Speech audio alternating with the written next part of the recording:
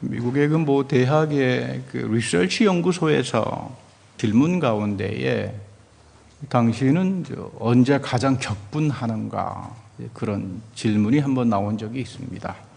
대부분의 대답이 정의가 무너질 때 나는 격분한다. 두 번째 질문이 정의란 무엇인가? 사회의 약자를 함부로 취급하는 것이다. 우리가 사는 사회는 모두가 다 인간답게 살 수 있는 권리와 의무가 있는데 이것이 지켜지지 않으면 나는 분노한다. 사실 이런 대답은 누구나가 다 할 수 있습니다. 그렇지 않은가요? 남의 이야기할 때는 가장 잘하죠. 그런데 내 자신이 이런 정의롭지 못한 일에 가담되어 있는 사람임을 인정하는 사람은 거의 없습니다. 그런데 미국은 비교적 미국 사람들이 시민의식이 정직합니다. 거짓말하거나 이런 것보다는 시민의식 자체는 대단히 그 정직한 사람으로 전 세계적으로도 오히려 유럽보다 더 정직하다고 평가가 됩니다. 그런데 이 눈길을 끄는 답변 가운데 나는 내 자신이 정의롭지 못한 일에 나에게 부끄러움을 느낀다. 나에 대해서 분노를 느낀다. 그런 대답도 있고요. 이것은 자기에게 분노하는 거죠. 대단히 중요한 사람들입니다. 그 양심적인 사람이고 자기 반성이 있는 사람이죠. 우리식으로 말하면 회개할 줄 아는 사람입니다. 일반 시민 가운데에도. 그런가 하면 내가 가장 분노할 때는 내가 숨겨놓은 것이 백일하에 드러날 때 가장 기분 나쁘다. 이제 그렇게 대답하는 사람도 있습니다. 이런 사람은 정직한 사람입니다. 그렇지 않은가요? 내가 숨겨놓은 게 드러나면 부끄럽잖아요. 우리가 여러분 잘 아는 이야기 가운데에 톨스토이 그 동화에 나오는 이야기입니다만은 이 러시아의 농부가 입만 여면 나는 너무 하나님을 사랑해. 이 하나님을 사랑하는 농부 이야기가 있습니다. 입만 여면 할렐루야. 입에 줄줄 따라다닙니다. 난 기도를 참 많이 해. 나는 할렐루야. 모두가 다. 난 하나님께서 주시면 모든 걸 다 할 수 있어. 이런 사람에게 친구가 그럼 자네에게 말 20필이 있으면 주님께 2필 정도는 바칠 수 있는가? 당연히 그렇지. 그건 누가 못 바치겠느냐. 근데 나에겐 말 20필이 없잖아. 그래서 이제 친구가 그러면 자네에게 소 10마리 있으면 어떤가? 당연히 한 마리로 내가 바치겠지만 소가 나에게 없잖아. 그래서 친구가 마지막에 돼지 10마리는 어떤가 그랬더니 벌컥 화를 내면서 나에게 돼지 10마리는 거 어떻게 알았어? 그래서 격분하고 분노했다는 이런 같지 않은 동화 이야기가 있습니다. 근데 이게 우리 인간의 모습을 보여주는 거죠. 우리 인간의 모습을 보여주는 겁니다. 성경에서는 이 순종이라는 말을 굉장히 중요하게 씁니다. 성경에서 말하는 순종은 사회에서 말하는 이 순종하고는 전혀 차원이 다릅니다. 그러니까 우리가 성경을 끊임없이 생각을 하고 성경으로부터 객관적인 하나님의 진리를 배우려면 세상에서 말하는 순종, 권위에 대한 복종 이런 거는 다 관로에 묶어야 됩니다. 그렇지 않으면 성경에서 말하는 순종의 진리를 알 수가 없죠. 원래 뜻이 성경에서 순종은 하나님의 말씀을 경청하는 마음을 가진 사람이에요. listening heart, 하나님의 말씀을 소중하게 여기고 경청하는 자세. 그래서 이거를 성경에서는 지혜라고 말하죠. 레부 쇼마, 하나님 말씀 앞에 경청하는 태도를 가진 사람을 지혜로운 사람이라고 그러고 성인이라고 그러죠. 성경에서 말하는 의인은 무슨 많은 봉사를 해가지고 선행 봉사를 해가지고 그런 사람을 선인이라고 말 안 합니다. 구약에서도. 하나님 말씀에 경청하는 경건한 태도를 가진 사람을 가리켜서 선인이고 하나님 말씀 함부로 취급하는 사람을 너는 악인이다 이렇게 말합니다. 그러니까 여러분이 판단 기준이 전혀 세상적인 것하고는 성경의 판단 기준이 다릅니다. 그렇잖아요. 하나님께서 판단하는 기준이 세상과 달라야지 세상과 똑같으면 우리가 교회 뭐하러 나옵니까? 오늘 여기 보면은 솔로몬이 유명한 산당에 가서 하나님께 예배를 드리면서 1000번제를 드렸다고 합니다. 제사를 1000번 드렸다는 말이 아니라 솔로몬에게 왕으로서 누릴 수 있는 경제적인 재산이 있죠. 그 거룩의 중심을 하나님께 드렸다는 이야기예요. 하나님께서 솔로몬의 거룩의 중심을 보았다. 우리 헌금이라고 하는 것도 그런 거잖아요. 나의 거룩의 중심을 바치는 거잖아요. 이 액수가 크든 적든 간에 정말로 하나님이 내 물질의 삶에 동행해 주셔서 내가 하나님의 약속의 백성으로서 이걸 내가 하나님 앞에 거룩의 중심을 드린다라고 하는 그거를 하나님께서 느껴보시잖아요. 그래서 하나님께서 솔로몬에게 너는 나에게 구하라. 하나님의 성품입니다. 우리가 성경을 통해서 하나님의 성품을 알아야 하나님과 동행할 수 있죠. 하나님은 우리에게 구하라고 합니다. 어떤 사람에게? 자기의 거룩의 중심을 드리는 사람들. 기도라고 하는 건 그렇잖아요. 내 마음을 드리는 거잖아요, 하나님 앞에. 간구라고 하는 건 내 어려운 사정을 하나님께 고하는 거잖아요. 근데 우리는 간구는 많이 하는데 내 마음, 내 영적인 거룩의 중심을 바치는 기도는 별로 안 합니다. 우리가 밀질의 거룩의 중심을 하나님께 바치듯이 내 마음을 하나님께 바치는 그런 기도는 굉장히 중요한 기도예요. 그래야 영적으로 우리가 하나님과 소통할 수 있게 되는 거죠. 하나님은 간구를 하라고 그러고 기도를 듣고 여기에 응답하시는 분이다. 대단히 인격적인 하나님이죠. 그렇기 때문에 우리가 하나님하고 소통을 하는 겁니다. 하나님과 전혀 소통이 되지 않으면서 자기식으로 이야기해봐야 그거는 아무런 의미가 없는 거죠. 이 솔로몬의 소원은 다른 게 아닙니다. 아버지 다윗처럼 살고 싶었습니다. 아버지 다윗의 별명은 하나님 마음에 합한 자예요. 내 아버지가 실수도 했지만 마지막까지 하나님의 마음에 합한 자로 살았고, 나는 어려서 아직 나가고 들어갈 때도 모릅니다. 왕으로서 나는 정치적 능력이 없는 사람입니다. 왕으로 살아가려면 정치적인 능력이 있어야 되고 백성을 위로하고 다스릴 줄 아는 지도력, 카리스마도 있어야 되고, 그런가 하면 외교 정책을 수립할 때에 어디에 나가야 할지, 언제 들어와야 할지 이런 지혜가 저에게는 없습니다. 그래서 하나님께 지혜를 간구하는 겁니다. 솔로몬이 구하는 것은 지혜의 마음이죠. 그리고 솔로몬이 구했던 이 지혜는 하나님의 율법에 순종하는 마음이에요. 그래서 하나님께서 솔로몬에게 축복을 주는 겁니다. 오늘날 대한민국의 정치나 경제적으로 지금 대단히 이념적으로 혼란기라고들 말합니다만은 왜 이런 일이 발생했나? 하나 제대로 인격적으로 도덕과 시민으로서의 법을 지키는 이런 정신들이 없습니다. 그래서 어렵습니다. 사람이 이렇게 되면 도덕을 상실해버립니다. 도덕이 상실하면 사회도 망가집니다. 동아시아 사람들에게는 도덕이라고 하는 말을 이렇게 규정합니다. 부끄러움을 아는 마음. 그래서 수호지심이란 말을 쓰죠. 공자님의 글을 보면은 이 수호지심, 수치스러워하는 마음. 내가 사회에 나가서 이런 일을 했지만 이거 내 양심에 거슬렸구나. 자기 스스로를 부끄러워하는 마음입니다. 그래서 반성합니다. 세상에서도 도덕적인 존재는 자기를 부끄러워할 줄 알고 자기 회개를 할 줄 아는 사람들이에요. 그래야 도덕적인 존재라 그러지, 부끄러움을 떠나버리면 우리 집에 있는 강아지가 부끄러움을 알겠습니까?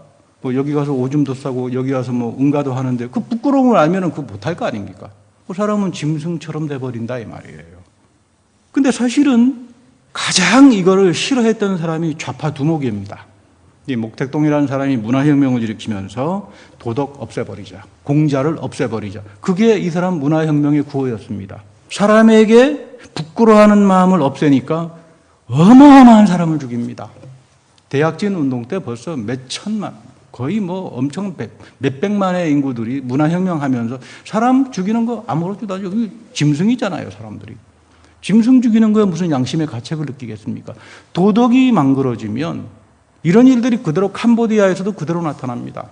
이 사람들은 개인과 인격을 보지 않습니다. 수치스러움이 없어요. 모든 걸 집단으로 봅니다. 그러니까 거짓말을 마음대로 하죠.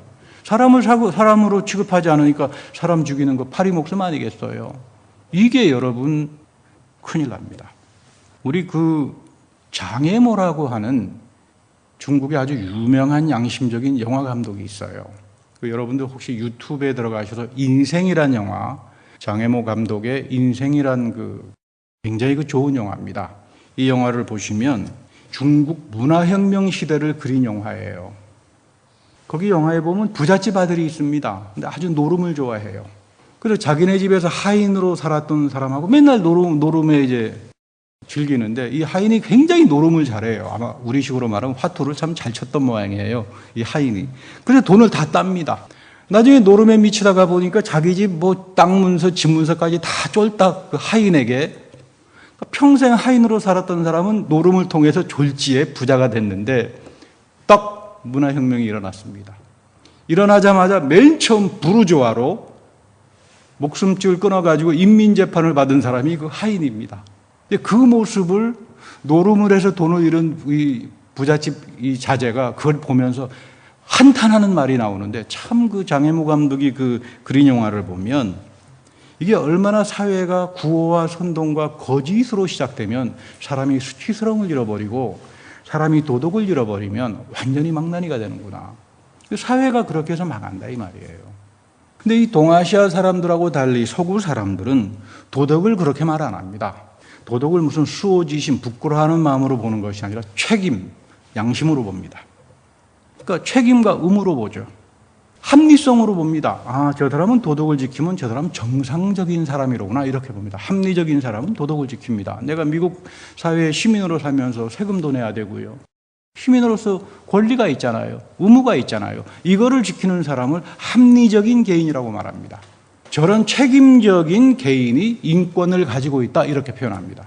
그러니까 여러분 대한민국하고는 달리 저희들이 대한민국 살 때는 뭐 윤리 과목이라고 하는 게 있었어요. 근데 미국에는 여러분 중고등학교에 윤리 과목이 없습니다. 윤리 안 가르칩니다. 사회가 합리적인 사회 속에서 살아나려면 윤리를 안 배워도 내가 합리적으로 살아야 되는구나. 사회의 의무는 지키고 살아야 되는구나.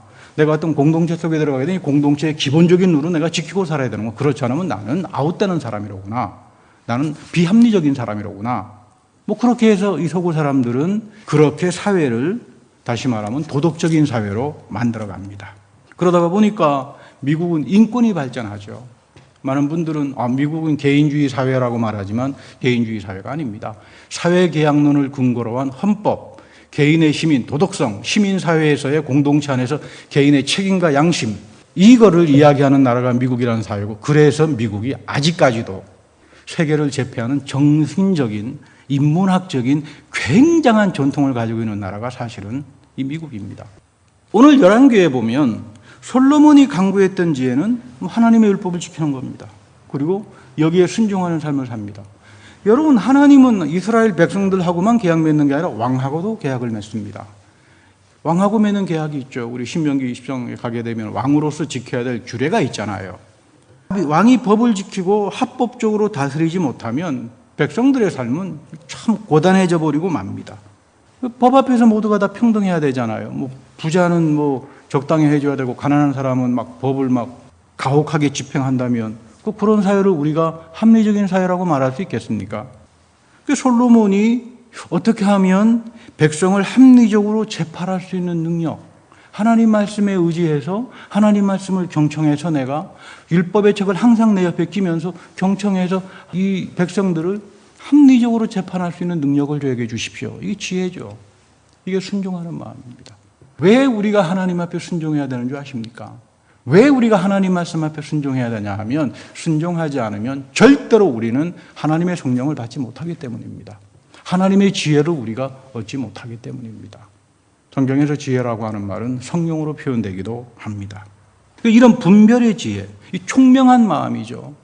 이해하게 되고 판단하게 되고 세상에 나가서 하나님의 말씀에 가치를 가지고 살아가는 사람들, 순종하는 마음의 사람들만이 비로소 말씀의 가치를 실행하고 이것을 통해서 하나님과 소통하는 자가 되기 때문입니다. 오늘도 기도하면서 하나님, 내가 하나님 말씀을 들을 때 순종하는 마음을 갖게 해주십시오. 그래서 성령께서 오셔서 나를 총명하게 하시고 내 마음을 옥토바처럼 만들어가게 하시고 내 마음이 하나님 마음에 합한 자가 되게 하여 주십시오. 여러분, 이런 기도는 굉장히 중요합니다. 간구의 기도뿐만 아니라 이런 영적인 기도로 우리가 하나님 앞에 매일 간구할 수 있다는 거, 경청하는 마음을 주시고 순종하는 마음을 주셔서 하나님의 뜻대로 총명하게 하나님 마음에 합한 자로 살아가게 해 주십시오. 이런 기도는 우리가 빼지 말고 해야 되는 그런 마음의 기도들입니다. 그래야 형통의 열매를 맺을 수가 있겠죠. 야고보서 1장 5절의 말씀이 바로 이것을 말합니다. 여러분 가운데 지혜가 부족하면 하나님께 간구하라. 하나님 말씀에 대한 순종하는 마음이 없는 사람들은 간구해라. 하나님 말씀 순종할 수 있는 총명한 마음, 지혜로운 마음을 주십시오. 말씀이 어려워서 그렇습니다. 야고보 시대에 여러분 성경이 있던 시대가 아니잖아요. 성경이 없었던 시대입니다. 오늘 이렇게 성경이 정리가 돼서 온 거는 400년도, 예수님 이후에 400년도의 경전화 작업이 끝나가지고 오늘 우리에게는 편안하게 들어와 있지만 그 당시는 두루마리로 쪽성경으로 넘쳐났기 때문에 어렵습니다. 또 히브리 말로 되어 있고, 그런가 하면은 이 셉트아진타 72년 같은 경우는 그리스 말로 번역이 되어 있는데, 이거 여러분 일반 성도들이 이 하나님 말씀을 읽고 한다는 게 대단히 어렵고 흔하지도 않습니다. 요즘처럼 쉽게 무슨 성경책을 살 수 있는 그런 때도 아니고요. 말씀이 어려우니까 공부하고 경청하고 실행하면서 사는 태도를 가리켜서 말씀을 섬긴다. 그래서 디아코니아라고 하는 겁니다.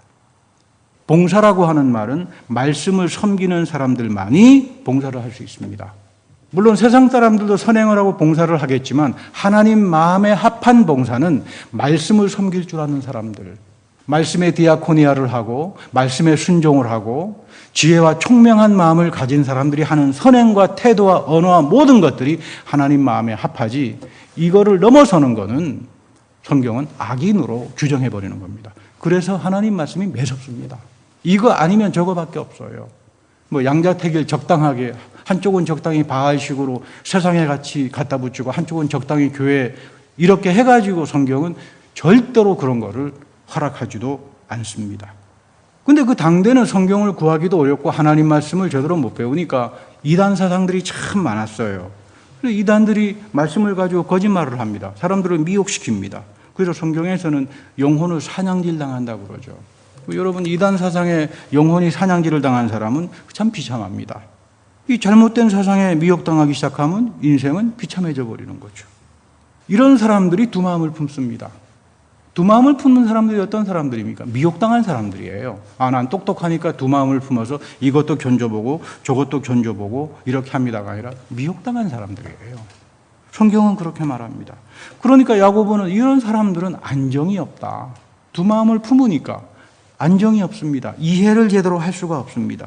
여기저기 돌아다니면서 이거 만나 저거 만나 그래놓고는 그 당대 이단 사상들에게 그냥 전부 다 사냥질을 당해가지고. 근데 이 야고보는 이런 사람들은 어떤 사람들인가? 자기 욕심에 끌리는 자다, 이렇게 말합니다. 이거 대단히 중요합니다. 두 마음은 누가 품습니까? 의심이 많은 사람이 아니라 자기 욕심에 끌리는 사람들이 의심합니다. 자기 깸에 스스로 빠집니다. 그래서 이 바람에 밀려 출렁거리는 물결 같다. 왜? 자기 욕심 때문에 결국은 저렇게 비참한 인생을 살 수밖에 없다. 그래서 야고보도 믿음 생활을 하는 기초는 항상 하나님 앞에서 지혜를 구하는 마음이다. 하나님, 성경을 읽을 때 총명한 마음을 주셔서 주님의 말씀을 깨닫게 해주십시오. 이 말씀에 내가 순종하고 실행에 옮기면서 살게 해주십시오. 이런 것들이 우리를 복된 존재로 만들어가는 거죠. 그래서 우리 시편 1편에도 가장 중요한 게 그거잖아요. 이런 사람들은 시냇가에 심은 나무와 같다. 내가 어디에 심겨져 있는가? 내가 더러운 황무지에 심겨져 있으면 내 인생은 끝날 겁니다. 그러나 내 인생이 시냇가에 심겨진 하나님의 말씀에 공급을 받듯이 수액을 받고 자라듯이 나의 삶의 뿌리가, 내 영혼의 뿌리가 하나님 말씀에 뿌리 박혀 있다면 형통할 수밖에 없죠. 내가 무슨 일을 많이 해서 형통하는 것이 아니라 내 존재가 하나님 앞에서 좋은 나무가 좋은 열매를 맺잖아요. 나는 나쁜 열매인데 존재가 악한데 여기에 내가 아무리 노력해서 선한 열매가 맺혀지겠습니까? 절대로 맺혀지지가 않습니다. 결국은 자기 욕심과 꾀에 빠지지 마라. 미혹당하지 마라. 연을 날리는 한 소년이 있었는데 장님이에요. 그 사람들이 너는 연을 날리면서 과연 너 연이 있는지 없는지 어떻게 할 수 있느냐? 장님이기 때문에. 그랬더니 이 소년이 안 돼요. 어떻게 하느냐? 너 보이지도 않는데. 보이지도 않는 사람이 너 연 날리는데 어떻게 하느냐 그랬더니 끈으로 안 돼요. 끈으로 촉감이 온다. 여러분, 이게 믿음이죠. 그 장님인 소년이 연을 날리는데 이게 성령입니다. 하나님께서 왜 말씀을 우리에게 접촉점으로 줬느냐? 접촉점이라고 하는 건 하나님 말씀, 성령 이외에는 다른 건 없습니다. 우리의 영혼을 깨우치고 새롭게 하고 순종하는 마음을 주어서 하나님께서 이렇게 살아계시는구나. 하나님께서 내 삶을 이렇게 인도하시는구나. 그거를 알게 하죠. 우리가 하나님을 보는 사람은 없을 겁니다. 예수님을 보는 사람은 없을 겁니다. 성령을 보는 사람은 없을 겁니다. 그러나 말씀 안에서 우리가 느낄 겁니다. 기도하면서 하나님께서 내 삶을 이렇게 인도하시고 복되게 하시는구나. 이 하나님의 말씀을 알기 시작하면 어떤 특징이 나타나면 더 이상 자기가 알고 있는 지식에 대해서 절대 과신하지 않습니다. 하나님 말씀의 세계를 아는 사람들은 하나님 말씀의 세계가 너무나 크고 복잡하고 깊어서 내가 알고 있는 요만한 경험이나 이런 거 가지고는 더 이상 내가 하나님의 세계를 알 수가 없다. 그렇잖아요. 늘 말씀드립니다마는 이 종교학 시간에 맨 처음 강의할 때 쓰는 선생님들의 표현이 그겁니다. 큰 코끼리가 있어서 누구는 코끼리 뒷다리를 만지고 누구는 코끼리의 코를 만지고 코끼리가 이렇다. 그거 다 틀린 말이잖아요. 인간의 경험이라고 하는 건 신비하신 하나님 안에서 우리가 아는 그 하나님에 대한 지식이라고 하는 건 너무나 형편없어요. 그 경험이라고 하는 건 너무나 보잘것없습니다. 사도 바울과 같은 분도 내가 어떻게 하나님의 그 신비와 지혜를 알겠느냐? 알 수가 없다. 그러나 내가 아는 것은 예수 그리스도 안에서 우리에게 그 성품을 개해 주신 그 하나님이 우리를 사랑한다는 것 이외에는 난 다른 건 말할 수 없다. 다 모릅니다. 우리가 신앙생활하면서 가장 잘못된 길에 빠지는 게 난 이 정도 신앙생활 했으니까 이 정도면 난 다 알아. 교회 생활 빤한 거야. 그 사람들은 교회가 아직 뭔지 모르는 사람들이고 하나님이 어떤 분인지 아직 모르는 분들이에요. 항상 나를 앞서갑니다. 그래서 그 어거스틴이라고 하는 분이 참 좋은 말을 했어요. 우리는 알고서 믿지 않는다. 믿으면서 알아간다. 참 중요한 말입니다. 우리 그 토마스 아퀴나스와 더불어 중세 시대 최고의 신학자로 여기는 그 안셀름이라고 하는 분. 그래서 안셀름이라고 하는 분도 이렇게 말하죠. 믿음이 나를 이해하게 만든다. 여러분이 믿음을 통해서 순종하는 마음을 갖게 되면 여러분이 똑똑해집니다. 총명해집니다. 그래서 알게 됩니다. 그래서 여러분 똑똑한 사람이 되는 겁니다. 믿음 없이 내 이성이라고 하는 것은 이미 죄된 이성인데 이거 가지고는 엄두에 되지를 않습니다. 나는 이해해야만 믿겠다. 그런 사람이 한 사람이 있었는데 지금까지 못 믿어요. 제가 당신 평생 못 믿는다. 하나님 말씀 이해가 되는 줄 아느냐. 믿음의 세계 속으로 들어오지 않고서는 성령을 통해서 내 마음이 순종하는 마음으로 되지 않고서는 절대로 하나님의 은혜의 세계는 알지 못합니다. 이것은 뭐 세상에서 뭐 학박사를 해서 공부를 많이 해서 하나님 말씀을 많이 알고 그렇지 않습니다. 그러면 하나님에게 불공평한 분이 되잖아요. 공부 많이 하면 하나님 많이 알고 공부 못하면 가방끈이 적으면 하나님 모르고 이런 이야기가 아니에요. 하나님의 세계 속으로 들어와야 됩니다. 순종하는 마음을 가지고 총명해지고 분별하는 마음 성령을 통해서 얻으면서 믿으면서 우리는 똑똑해지고 총명해지고 하나님의 복된 삶으로 가는 겁니다. 오늘 그 도마는 부활하신 주님을 직접 보지 못했기 때문에 나는 보지 않고는 믿지 않겠다 이런 말을 합니다. 그 부활하신 주님이 오실 때에 이 도마에게 주님이 손과 옆구리를 보여주시고 믿음 없는 자가 되지 마라. 믿는 자가 되라. 이렇게 그 이야기를 합니다. 결국 이 예수 부활의 주님을 만나고 난 다음에 이 도마의 고백이 유일합니다. 복음서에서는 유일하게 예수님을 나의 하나님으로 고백하는 본문이 여기밖에 없습니다. 굉장히 위대한 고백입니다. 나의 하나님. 어떻게 예수가 하나님입니까? 하나님으로 고백합니다. 근데 여기 보면 도마는 왜 믿지 못했을까? 이 사람이 24절에 가서 보면요. 아주 개인 플레이가 뛰어난 사람이에요. 이 도마가 쌍둥이 도마인데 아마 이 도마가 쌍둥이였던 모양이에요. 도두모, 쌍둥이라는 말인데 이 쌍둥이 형제가 있던 모양이에요. 마리아가 주님의 부활을 제자들에게 전해줬는데 그때 그는 제자들과 함께 하지 않았습니다. 여러분 믿음이라고 하는 건 공동체 안에서 자랍니다. 예배가 공동체잖아요. 교회 안에서 믿음의 교제를 가지면서 내 믿음이 같이 자라잖아요.